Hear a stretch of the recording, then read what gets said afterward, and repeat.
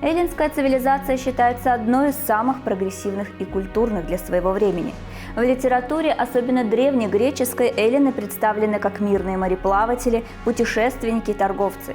Они открывали и осваивали новые земли, стремились наладить контакт с местными жителями, а в ответ встречали лишь агрессию и вражду. Но были ли эллины действительно столь миролюбивы, как представляют их древние авторы?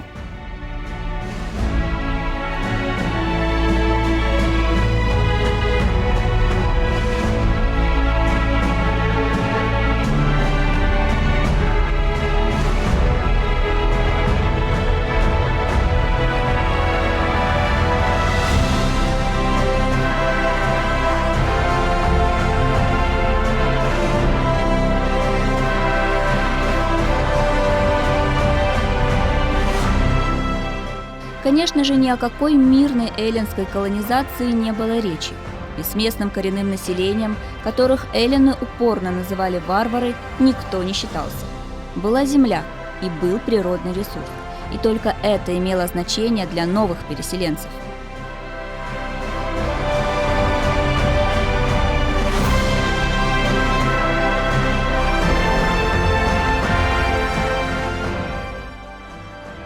На Крымский полуостров эллины вступили не ранее 8 века до нашей эры.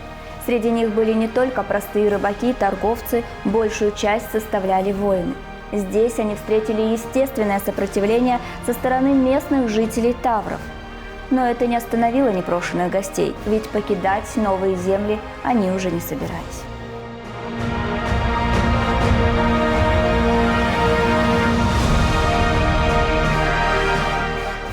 Для завоевания новых земель эллины формировали военные отряды из числа добровольцев численностью от 200 до 2000 человек. Как правило, после успешного завершения похода они оставались жить на оккупированной территории, охраняя и защищая своих соплеменников, занимавшихся более мирным ремеслом.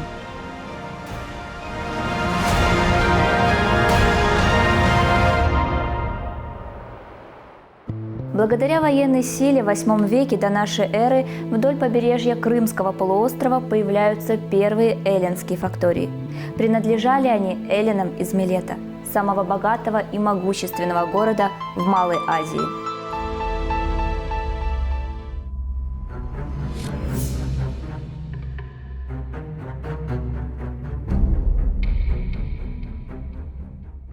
Их не пугали столкновения с таврами. Напротив, постепенно они стали укреплять свои позиции.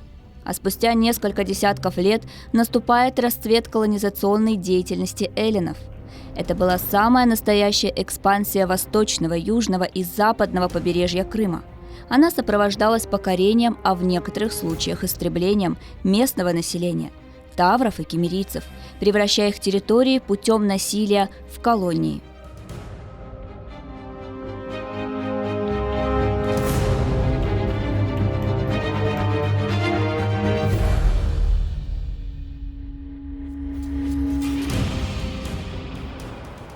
Завоевание эллинами побережья Азовского и Черного морей было возможно по нескольким причинам. Во-первых, эллины превосходили местных жителей в области военной техники и военного искусства. Во-вторых, у тавров отсутствовала централизованная власть, и эллинам не составило труда их покорить.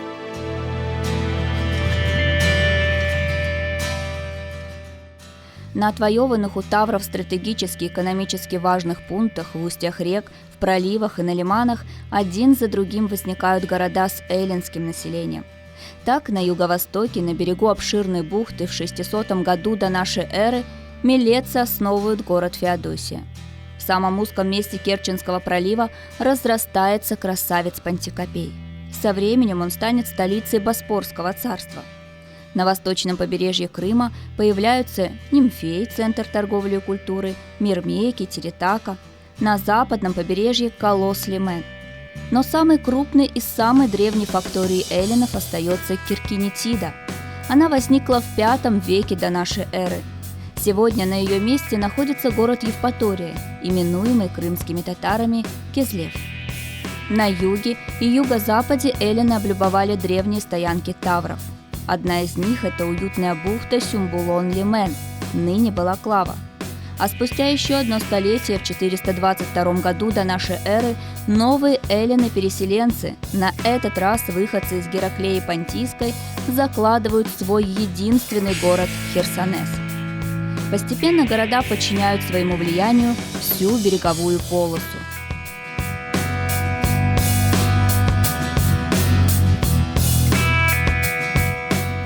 Выходцы из Милета и Гераклеи создали на полуострове два центра эллинской культуры. Естественно, они стали конкурировать друг с другом и даже вступать в противодействие.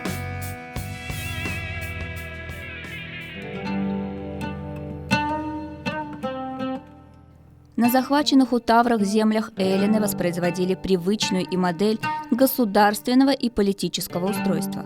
Особой формой политической организации у эллинов на тот момент считался полис. Он состоял из города и прилегающей к нему сельскохозяйственной территории, именуемой хорой.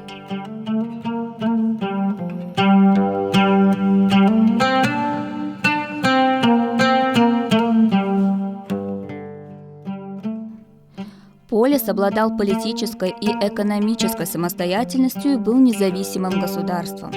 Эллины строили вокруг своих городов высокие оборонительные стены. Они все еще опасались тавров и киммерийцев, ведь последние не раз пытались возвратить силой свои земли.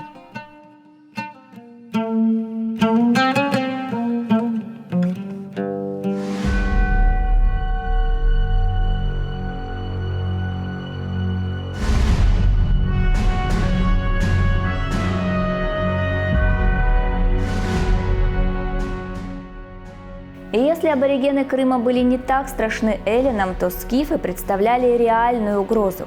Это вынудило колонистов объединить независимые полюсы в единое государство. Так, около 480 года до нашей эры по обеим сторонам Керченского пролива в юго-восточной части Крыма возникло новое централизованное государство – Боспорское царство с центром в Пантикопее.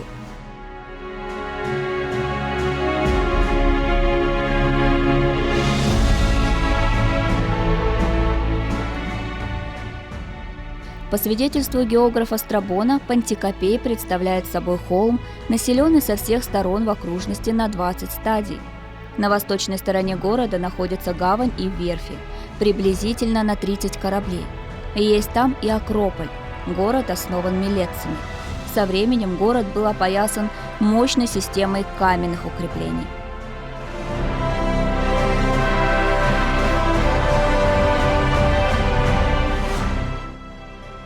Историк Диодор Сицилийский утверждает, что археонактиды стали первой правящей династией Боспорского царства.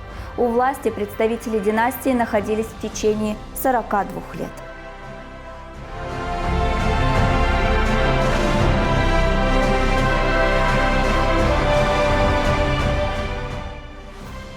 Родоначальником династии стал Археонакт, представитель знатного эллинского рода.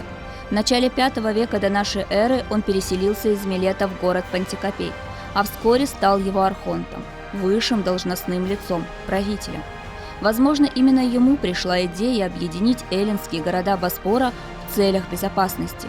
Проект был одобрен его окружением, и вскоре после его реализации он объявил себя главой нового государства – Боспорского царства.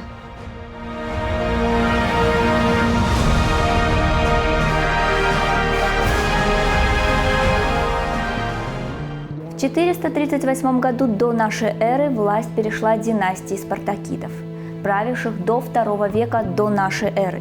Некоторые исследователи считают их представителями эллино-туземной власти. Другими словами, из числа местной элиты, принявшей обычаи и уклад жизни эллинов.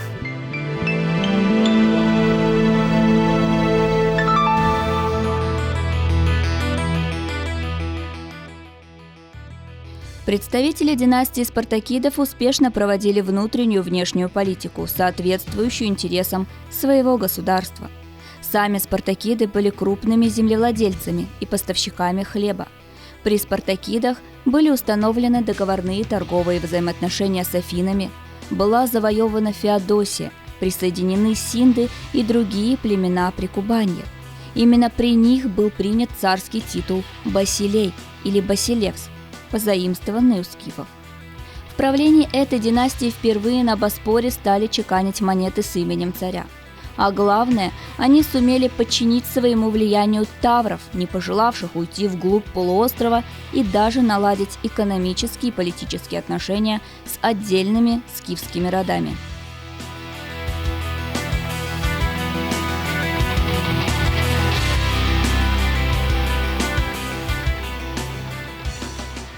Возможно, ход истории был бы иным, если бы правители из династии спартакидов повели себя иначе с местным населением, не облагали бы их высокими налогами, предоставляли бы возможность продвигаться по служебной лестнице и, самое главное, не забывали бы о своих корнях. Они сами спровоцировали против себя восстание, в итоге правитель был убит, династия прервалась, а Боспорское государство оказалось под властью понтийского царя Митридата VI Евпатора.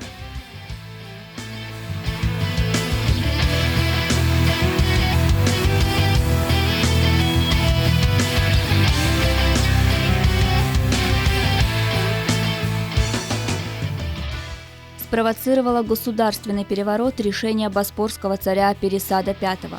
Вопреки политическим интересам своего государства, он был готов передать власть понтийскому царю Митридату Евпатору. Историки уверены, на его решение повлияло усиленное влияние скифов в Крыму и теснивших их с востока сарматов.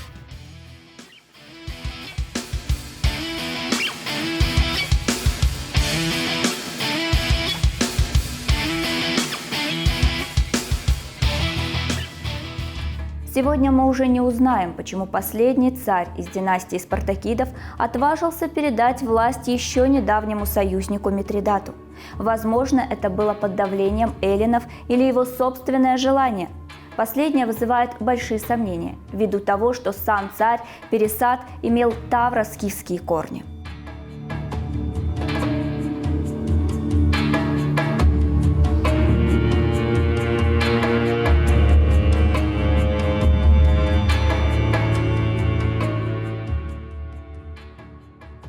Неудивительно, что такое решение вызвало волну недовольств в среде скифской знати, которая находилась в союзных отношениях с Боспором. По сути, им был брошен вызов, и скифы его приняли.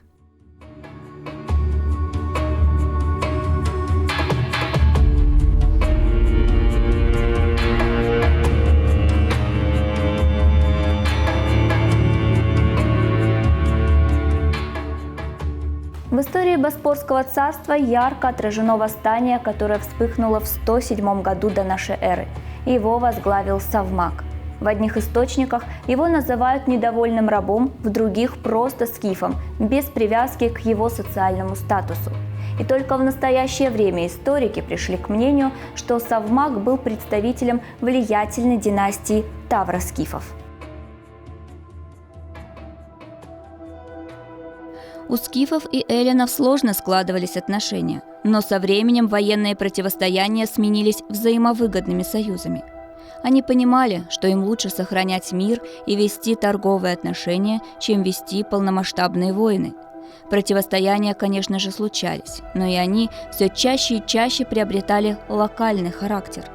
Поэтому неудивительно, что представители скифских и тавро-скифских родов со второй половины V века до нашей эры проживали на территории Боспорского царства, а некоторые семьи даже породнились со знатными эллинами. Савмак был представителем одной из тех скифских аристократических семейств, которая находилась в союзных отношениях с Боспором.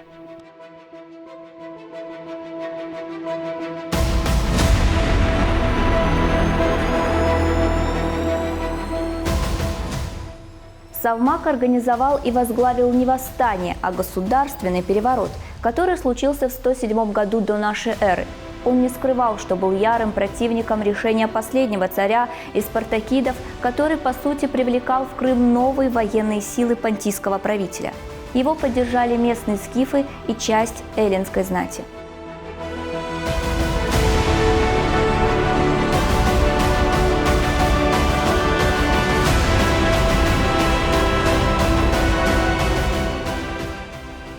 В ходе переворота Савмак собственноручно убил царя и захватил власть. Однако Савмак хоть и был провозглашен царем Боспора, а власть удержать не смог. После его пленения со скифскими вождями были заключены союзные договора, а Боспор стал частью Понтийского царства.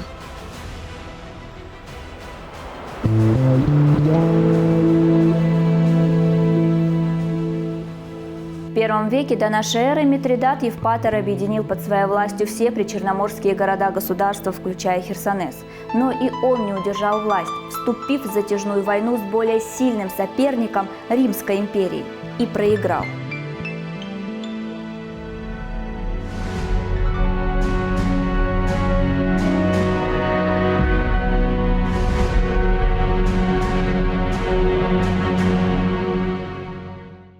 Рим вручил власть над Боспором сыну Митридата, Фарнаку. С этого времени Боспорское царство фактически стало вассалом Рима. А между тем в Крыму, в частности в эллинских городах, продолжалась интеграция местного населения с эллинами. Здесь стали селиться местные жители, преимущественно знать, которая впитала богатую эллинскую культуру. Нужно оговориться, что скифы и сами были достаточно культурным и образованным народом.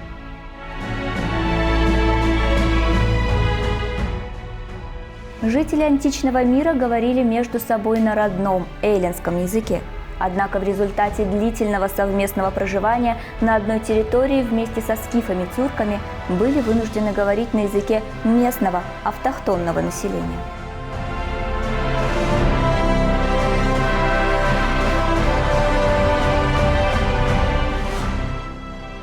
Этому способствовали смешанные браки. Сначала знатных скифских и эллинских семейств, а после и простых горожан. Так появились эллины-скифы, а это свидетельствует о глубоком проникновении культур и языков двух народов – эллинов и скифов.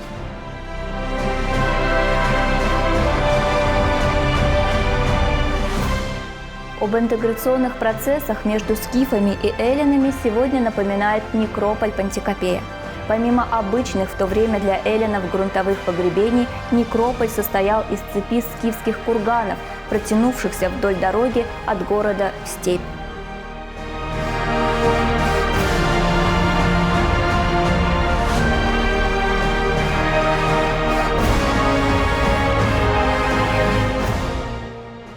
С южной стороны город окаймляет наиболее значительная гряда курганов, известная сегодня как Юз-Оба, 100 холмов.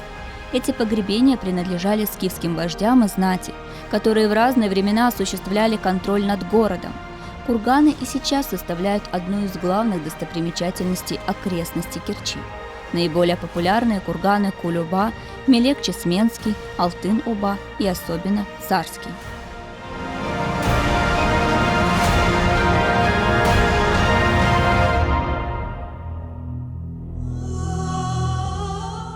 Это говорит о том, что наиболее интенсивные интеграционные процессы между колонистами и местным населением, таврами, кемерийцами и скифами проходили в восточной части Крыма. Сегодня уже сложно определить их процентное соотношение, однако определенную часть современного крымско-татарского этноса несомненно составляют эллины из Милета и Гераклеи.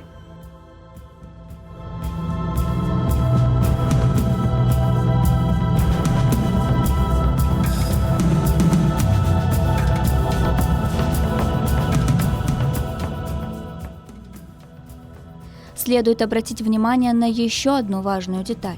Современные крымско-татарские филологи топоним Пантикопей, который изначально звучал как Пантикапа, этимологизируют на тюркской основе. Слово состоит из двух частей – древнеэллинского понт, море и тюркского капа, капы, дверь, ворота.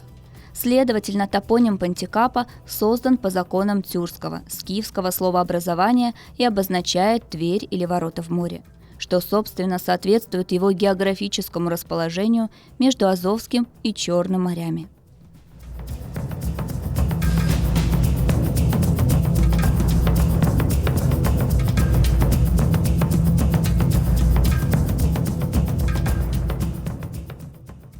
В социальной, политической, экономической и культурной жизни эллинов все сильнее проступает местный крымский колорит. Под местным влиянием меняются основы религии, зарождается массовая культура, но первое место занимает экономика.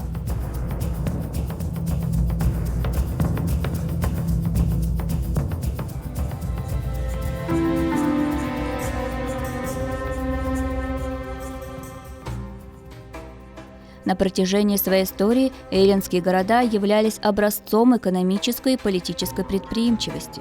Большую роль наряду с хлеборобством играл рыбный промысел, который был нацелен на экспорт. Возрастало значение животноводства.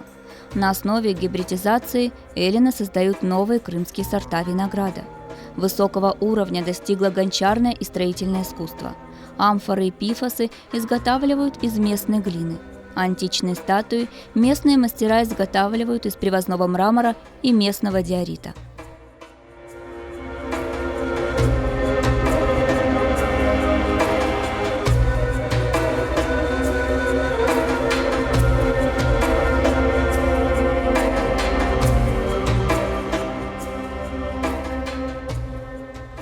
На рубеже IV-V века нашей эры Херсонес, Феодосия, Пантикопей приобретают значение центров транзитного ввоза. Теперь сюда иностранные купцы везут разнообразные товары, в том числе драгоценные камни, дорогие шелковые ткани и восточные пряности.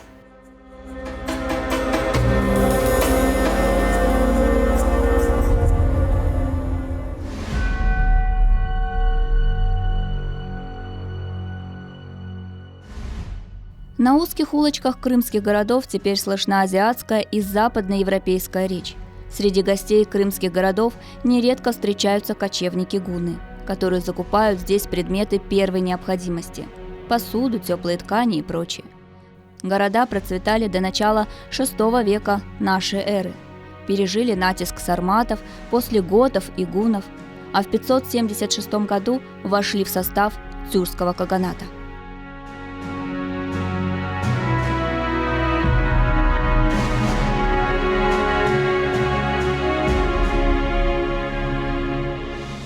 Безусловно, античные эллинские города-государства сыграли свою роль в культурной истории Крыма и всего Северного Причерноморья. Они обогатили язык складывающейся нации, особенно это проявилось в южнобережном диалекте и гармонично влилось в крымский плавильный котел на протяжении тысячелетий, формировавший крымско-татарский этнос.